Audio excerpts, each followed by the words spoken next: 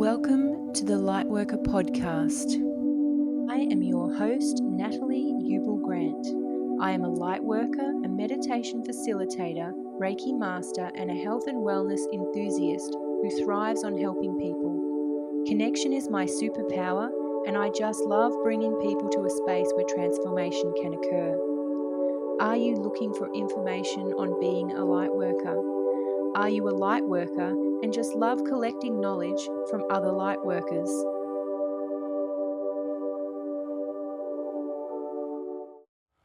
Strap in, this week we're talking relationships. I hope you enjoy this episode.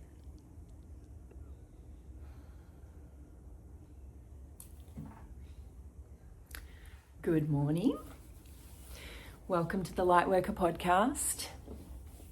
And thank you for being here on this beautiful day.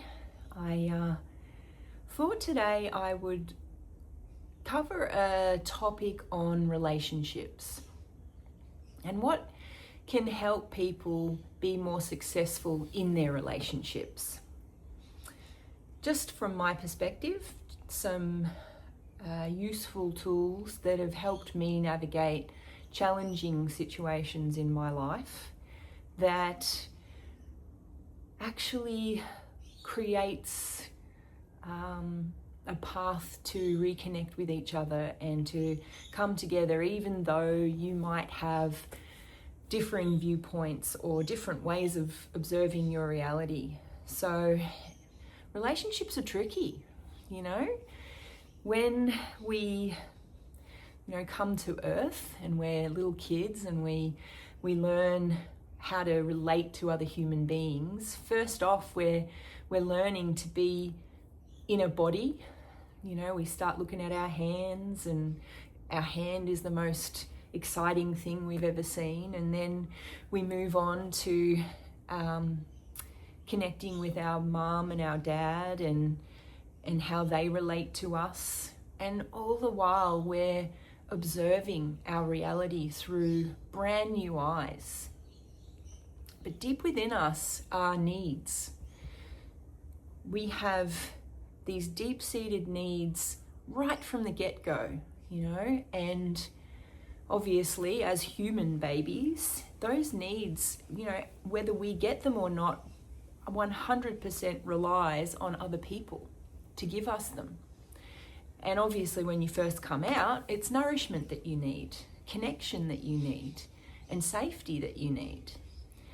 So those first moments when you take your first breath in the reality can be very powerfully impactful on a human psyche, just right from the get-go. What was your birth like? Because your birth and the way that you relate to your parents and how you're growing up determines how you're going to be in relationship with other people. And those first moments when you first come into this reality are very, very important moments. So when we sort of think about our relationships as adults, we've got to remember that we've had a life before we get in relationship with other people that has shaped how we do that, has given us the guidance as to what that looks like. So one of the things that happens as children is we learn through watching. We copy everything. We learn how to walk because we observe the people in our lives and how they do that. If we weren't watching other people do things, we probably wouldn't know how to do it. We might learn a completely different way of being in our bodies. So when you sit here and you're hearing me talk today about just how did you come into this world, and even to consider this might be impactful on how your relationship rolls as an adult. Because if you have got parents that showed you love, care, and nurturing, if you have parents that were loving and caring towards each other, then it's likely that loving and caring will be something that you're able and have the capacity to do in relationship. But if you missed out on that, if you didn't have that, then you haven't got any mentorship or any frame of reference to know what that might look like. And it's so interesting because every human has to come through a woman to get here on this planet. All right, you have to come through a womb. And so, woman or man, you have a mother, and that mother and how she behaves and how she is treated by the people around her, and how the pressure that she's under, whether it's kindness or loving or fear-based and unhappy, really has an impact on you as a person when you arrive here. So one of the first wounds that are important to work on, I believe, when you decide, right, I want better relationship, I want to be a better parent, I want to be a better friend, I want to be a better lover, I want to be a better human, and in this experience, one of the first wounds that you really need to go after is your mother wound. And what I mean by going after a mother wound, well, because you relied on this person when you came out of her womb, you relied on her for everything because you're a tiny baby that has needs. And if there was any times when you were first arriving here that need wasn't met, it becomes your first wound. And because we as humans have needs, if your needs are met, then it's less likely that you have wounding. And some of those wounds can be really minor, like, you didn't give eye contact for 30 seconds, and that might be a really horrible moment for the child of being abandoned by the mother. Or it might be something even bigger, and, sometimes women go through very traumatic births just to bring the child into the world, and that baby doesn't even know where the mother is because the doctors take them away to look after them and make sure they're okay while they're tending to the mother. So sometimes these mother wounds are actually not, they're not intentional. They're done through love and care and wanting that child to survive and live. But from the child's perspective, it becomes abandonment wound because the mother wasn't there to hold them when they first took their breath. So sometimes these traumas are actually what, as adults, we might look at as not that bad, but from your body's perspective and from your soul's perspective, it's important to go and visit these situations to be able to help that part of you that broke away then, that didn't have a need met, that needs some support and love and care, and it needs it from you. It needs you to realize that did create a wound for you, and so therefore you behave a certain way in the different relationships that you're in because that part of you is abandoned. So it's a really interesting thing to kind of really go dive deep into relationships and how it sort of gets messed up right from the get-go, because us as children are observing our adults, and we're having these experiences with our adults, and we have feelings, yeah? And those feelings are what shape us as humans. Sometimes we get to feel those feelings, and sometimes we have to suppress them. Sometimes it's safe to feel, and sometimes it's not safe to feel.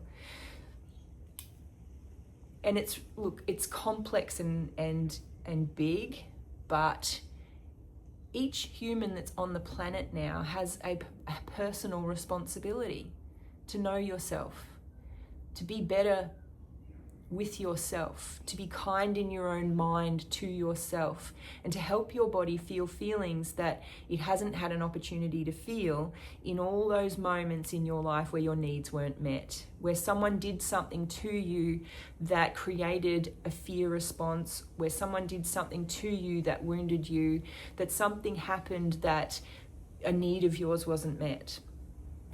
So one of the things that I've gone after in my life to help me with this, because you know, as you grow, you realize some of the ways that you respond to certain situations in relationship, whether that be as a parent, as a friend, as a partner, as a lover.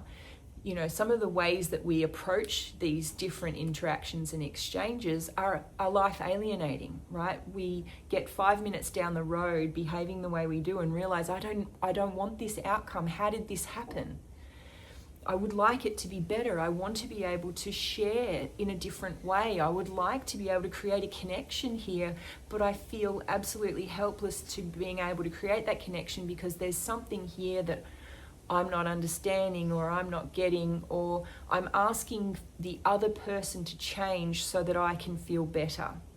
And that to me is one of the defining, most important pieces of knowledge that I came to understand that really changed my experience. And this was when I learned Reiki. So Reiki really helped me to understand how the reality works. And while I was continually asking someone else to change so that I can feel better, I was missing the point. All right? The point is, I'm here in this body. I've come here, this wide-eyed baby, into the world with parents and siblings, and I've had my experiences from my childhood, and now I'm in relationship, and then I became a mother, and then I became a mum and a wife, and I've had all of these different roles that over time and distance has shaped who this person that's sitting here now, that's called Natalie, has become. And in all of those different situations, when something was happening that I found one of my needs were not being met or I didn't like, the default response is to look out and say, you need to change so I can feel better. Now, Reiki taught me that by seeing the world from that filter, I was limiting myself from creating the life that I wanted. So the shift for me was, if I'm seeing something I don't like, what is it that I am needing to feel first so that I can then discover my need that's deep-seated in me, that I have to discover for myself, what is that need that isn't being met here? And rather than letting the autopilot response take over all of the training I've had from childhood, be able to sit in this now moment and witness what is happening, witness I have feelings, allow myself to feel feelings, and so that I can then discover my own need. Now, when I would know what my need was, then often that would lead to fear, because it meant that I would have to do something different than what I'd always done before. So this puts us under a challenge, a comfort zone thing. Like, if we've learned how to relate to people a certain way from childhood, and then the people in our lives are not responding to the way we've been taught to do that, and we're having situations where there's, something we don't like happening in relationship, which happens all the time in relationship. You never agree because you all had different upbringings, right? So what we've got to try and figure out is, what's the common ground? Because ultimately, we all get up in the morning wanting to have a lovely day. We don't get up in the morning thinking, I really want to mess someone else's day up. I want to really upset my partner. I really want to give my kids a hard time. I'm pretty sure that you don't get up thinking that. I don't.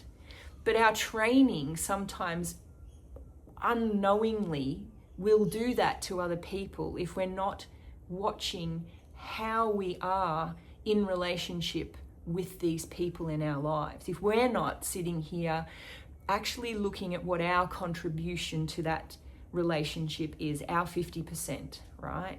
Because I'm only responsible, I'm 100% responsible for how I show up, but I'm only 50% responsible in an exchange with someone. That other person is responsible for themselves too. So, but if I'm taking responsibility, I'm needing to witness myself, see that I'm having a feeling, I don't like this. Okay, why don't I like this? Oh, because it's might be pushing one of my boundaries. Let's use getting yelled at as an example, right? I personally like to have conversations that are a low voice, where we're actually able to converse and feel feelings, come up with what the needs are, and then figure out a solution afterwards, right? Now, some people don't know to do that, so they get very frustrated and upset. The voices raise, they start yelling and telling you what you are, and then what happens is you mirror the behavior. So because you can't hold it any longer, you end up giving back.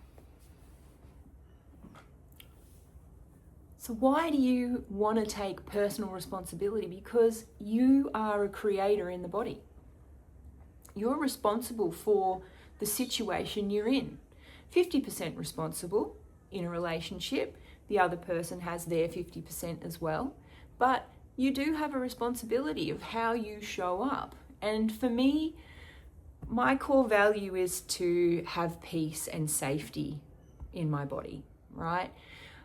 Some people don't even know what their core values are. They don't actually know what it is that they need. I also have a deep need for connection and to be understood. But that came through self-reflection. That came through learning about why I behaved certain ways in certain situations, so that then I could have some understanding about myself. So when I was in those situations that were happening that I didn't like, and while my attention was constantly focused out at how that other person was and what they should be doing differently to make me feel better, I was missing a very important part of why they're even showing up that way. Again, with the Reiki principles, they are always showing up as our teachers.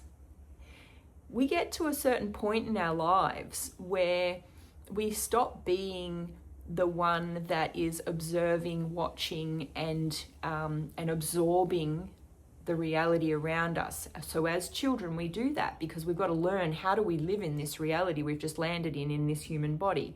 So we observe and we watch how our parents relate to each other. We watch how our siblings relate with us. We watch how our friends relate with us. And then we get to a point where we start realizing, oh, I've got this, I kind of understand, this is how I can do things. But then you get along in your life and you might not like the result that's happening when you're behaving a certain way in a situation, and that's where the people that start coming across your path become your teachers. So it's interesting to just observe that you have needs and you like things done certain ways, but other people have needs and like things done differently. And then we've got to figure out how to find common ground. And this is a big thing when we're in relationships, because we're only going to relate the way we've been taught to relate.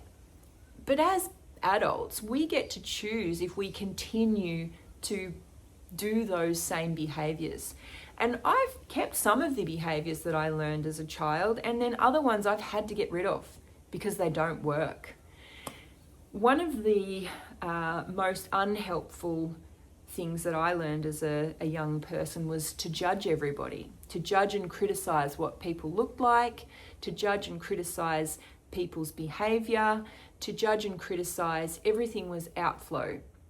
Because what that did was prevented me from looking at my own contribution, how I am in the situation. Then what happened was I realized I'll start looking at myself. And then I realized how judgy I was over myself, like judging how I looked, judging how I behaved, judging all of the things, and then being so nasty to myself about that. So there's sort of this cycle that I had to go through, and I had to feel a ton of feelings to be able to get to a point where my nervous system wouldn't react the same way anymore. So visiting these wounds from childhood, doing my own personal meditation and my own personal self-reflection to see how toxic the mind was that was in the experience that I was in, and to be able to move through those feelings to really discover how to give myself my own needs, and to then be able to hold that for other people. because this is this relationship piece where if I can't be kind and nice to myself, how can I expect people in my reality to be kind and nice to me? And while I'm asking everyone else around me to be kind and nice to me, and I'm still not kind and nice to myself, and when you come at the relationship in that manner, you're going to get fireworks. It's going to be hard. And that's what I got, right? And I guarantee most of you have had this experience in different forms and different ways yourself. That you're in different relationships with different people and it's just not the way you thought it was going to be. And then you're helpless to change it. You don't know what to do. What do I do to change this? I've been doing all the things that I've learned in my training, and that training isn't working because I'm still in a situation that I don't like. So a really important thing to know is that you genuinely are the creator of your reality, and the key piece here is to come to know yourself best. Come to know your own feelings and your own needs. Learn how to feel your feelings safely without making other people wrong. And having some sort of practice that allows the space for that is life-changing. So whether that be going to the gym to let off steam, whether that be meditation to figure out what's going on in your mind space, to be able to become a witness of the mind instead of letting the mind be your autopilot response, because that's what ultimately happens. We have training from childhood, and then when we're put under pressure and we go into a fight or flight response, our training takes over, and often that training is toxic, life alienating. It's not helpful. And we are mystified as to why we keep getting outcomes that we are unhappy with. We're the common denominator. If you want to change something, you need to change something, not the other person. It could be that you need to allow yourself to feel feelings that you've bottled up for years, right? Some people carry around excessive amounts of trauma because when they were living through those experiences, it was not safe to feel your feelings. They lived with people who it was dangerous to share how you were feeling. But as adults is the time when you can create that safety. It's the time to let your body feel those feelings, to help those little versions of you overcome the pain of the past in a safe way.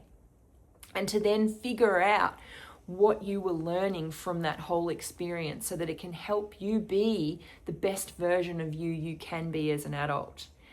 So it's about creating safety to feel feelings.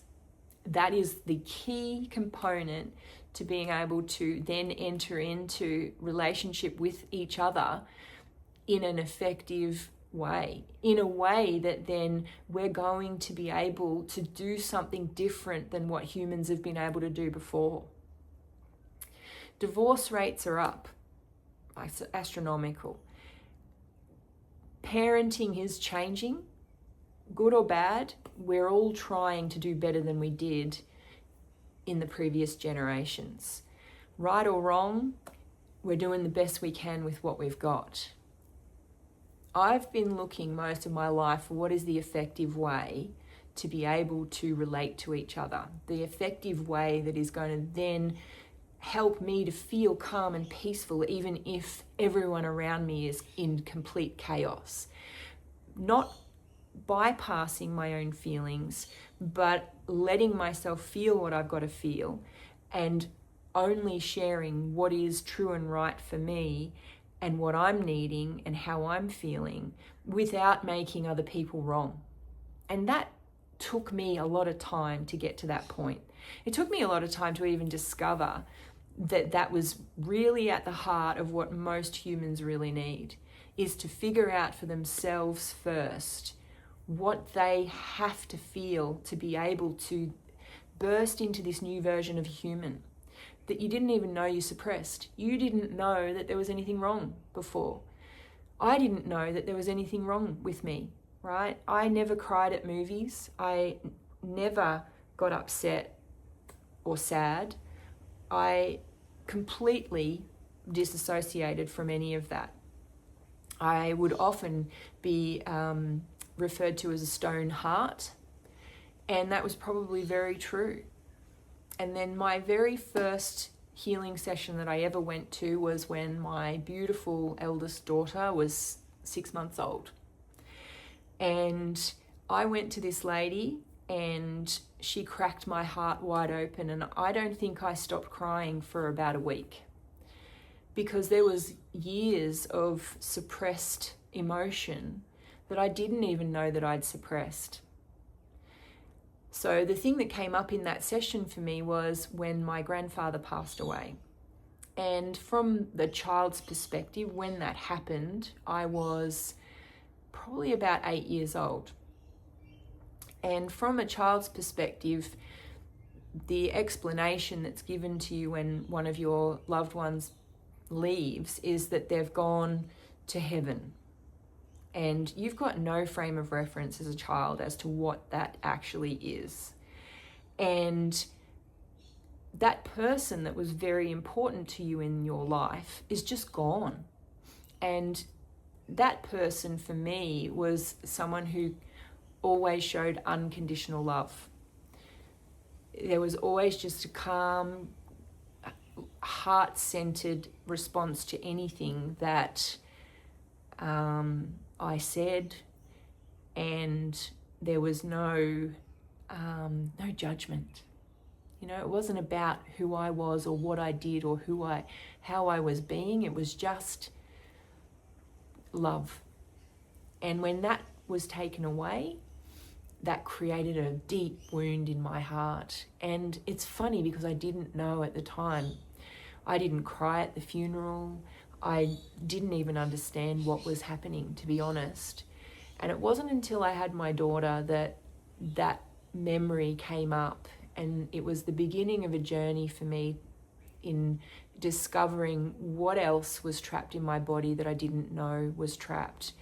And what was I holding myself back from that I didn't know that I was holding myself back from?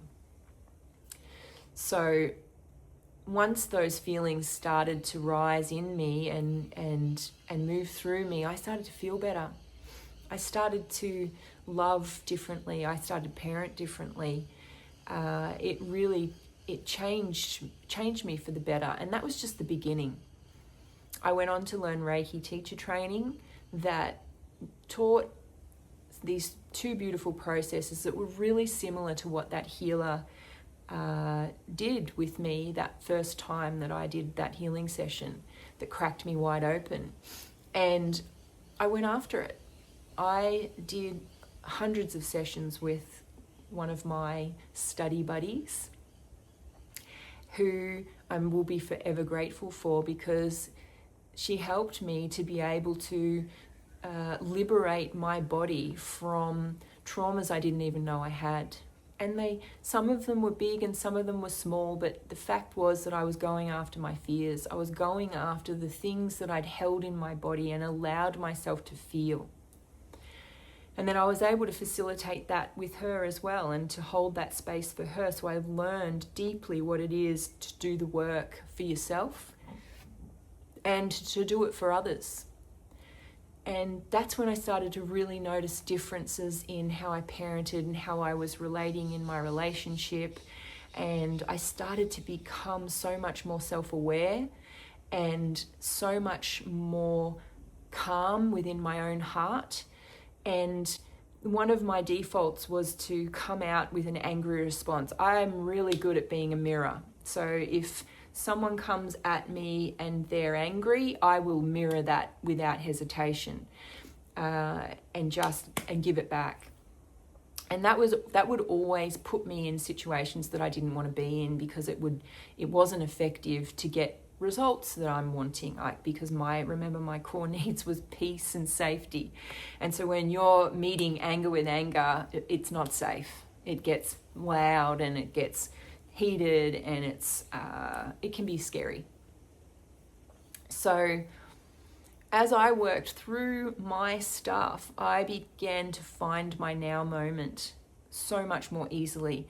I began to notice the changes in my own mind, So where it was really noisy before, where I couldn't sit and meditate and do a self-healing practice, I used to have to run and move.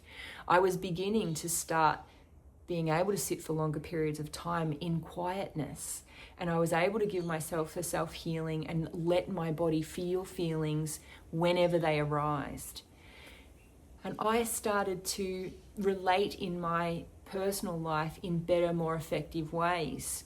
And then as we grow and as we learn, those people that we are relating with, they grow and they learn, and we all meet new challenges as we move along the way. And I've had some big challenges, I'm sure you have too, in your life. And I've met them the best I can with what I had at the time. I'm 100% grateful for having Reiki as the foundations, because being able to observe my now and be able to take responsibility for my 50% in those relationships and to show up being proud of myself and being able to maintain a calm within myself, knowing that I have to feel feelings and then come back to something rather than try and solve a problem in the heat of the moment. Those little tiny adjustments that I made for myself have made a massive difference in my life. So for me, the secret to a good relationship, and I feel like I'm a pretty good example of what that is, because I've been married for 20 years this year. I have been with this same person for 33 years.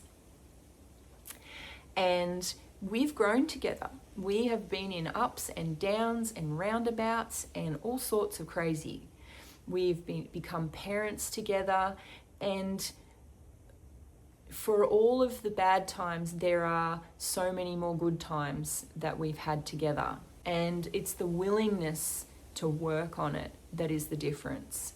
And it's taken creativity on my behalf to make sure I'm learning what I need to learn through this experience, because again, I'm only responsible for my 50% in relationship, right? And you know, you grow kids up, and again, you have to get creative. I've got two beautiful girls that are big now and women in their own rights, and contribute to their communities in beautiful ways and hold space for their friends, and have clear communication skills and an ability to resolve problems that I didn't have at their age. I didn't have that self-awareness when I was their age. So I feel proud to have gifted that at least to them, that they do know how to share how they're feeling and what they need, and they know their boundary, and they know that other people have feelings and needs, and they know that those feelings that the other people are having is not their responsibility.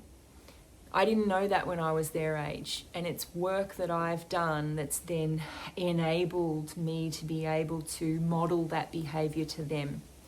And I know they'll tidy up what I didn't get to tidy up, and I'm not perfect by any chance, but I've done the best that I can with what I've got in the relationships that I have. And for me, the secret is holding space for each other to feel feelings.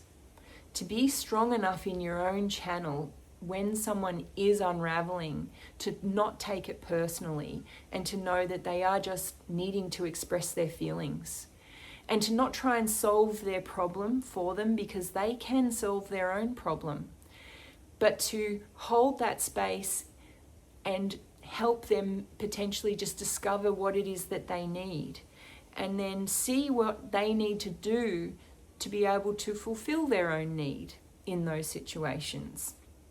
And that is a big feat sometimes, especially when emotions are heightened. So the secret is to let there be space for those feelings. So when someone is upset, give them the time to process, then come and talk about it later.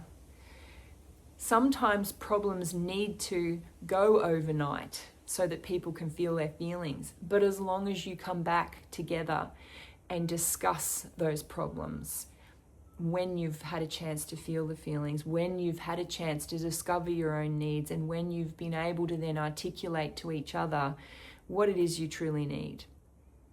And sometimes you're not going to resolve a problem overnight. Sometimes it takes a couple of days, because you've also got to be able to access the creativity that's in your own mind to find the solutions to the problems that is coming from your heart, not from your wounding from a child.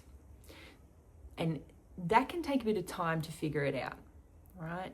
But the key is to discover your own needs yourself, to allow yourself to have feelings, to know that you are nasty to yourself in your own mind. You do listen to those negative voices. But if you can pause long enough, then there will be a kind voice that rises. There is a kind voice that is looking after you. And that voice that's in there is you. It's that pure soul that comes from your heart, that loves you, that loves all the humans on the planet. But to find that part of you, it takes practice. It's taken me practice every day since I learned about Reiki. Practicing presence is a practice. It's not something that you get overnight, right? Yes, I've done healing work. Yes, I've discovered my own wounding. Yes, I've been able to process those feelings and come to discover why those were my lessons.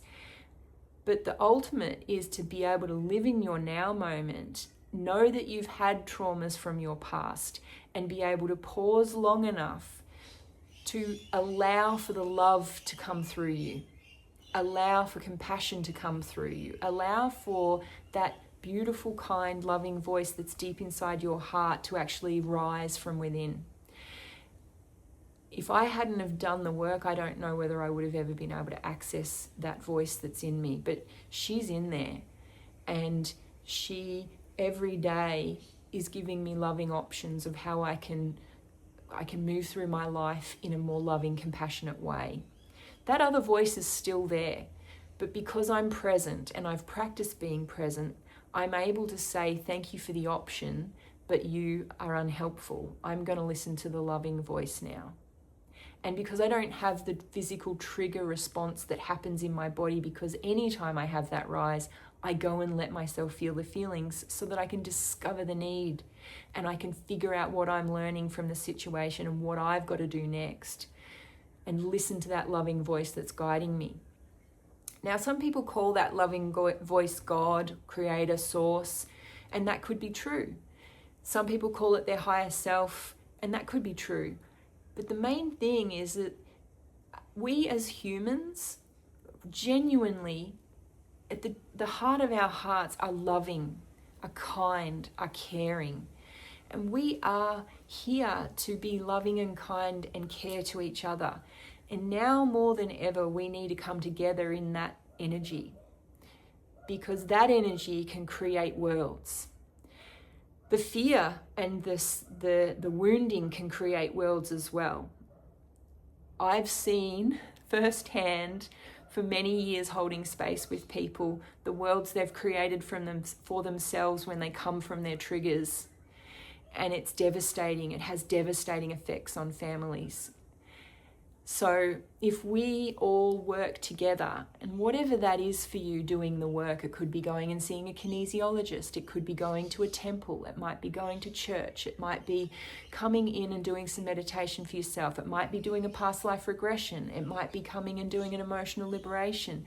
Whatever it is, be proud of yourself when you're willing to realize that some of the training that we've had as children has been unhelpful to be effective in our now. And that if we can figure out what we need to learn from those situations and help our bodies feel feelings that were unfelt at the time, we're able to then come from that loving voice that's deep within us and make and build worlds that come from love. And we can leave fear behind. We can use fear as a tool to indicate what we're leaving behind, and we can use love as our guide. For me, that's what I've been doing now for the last 25 years with Reiki in my life. I have slowly grown through the process of becoming self-aware. And I still grow every day because I find more and more out the more and more I relate with people. The key secrets that I'm really wanting to share in this video is that you first have to feel feelings so that you can find your own need that is unmet within you. And then you have to figure out how to give yourself that need without making other people wrong. And it's going to be work. It's going to take you some time. But your willingness is the main thing. The willingness to know yourself better. The willingness to be compassionate that other people are on this same journey with you, trying to do better today than we did yesterday. And that love can be your guide once you have learned what fear is trying to teach you. So I hope that we can walk this journey together, and I thank you for hearing me up until this point. And I hope that something in this video was helpful for you to hear today. And if there's anything more that you would like to know, please reach out. If there's some work you'd like to do and have me support you, please reach out. Have a beautiful day, and I'll see you next week.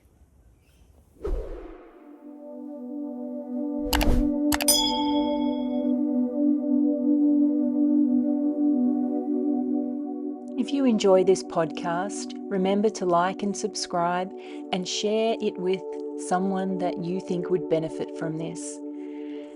Follow us on Spotify and all the podcasting apps that you may listen to your favorite podcasts through. The more we share these podcasts, the further the messages of the stories of awakening are spread. It's happening all over the world now. People are awakening, and it's an exciting time to be alive.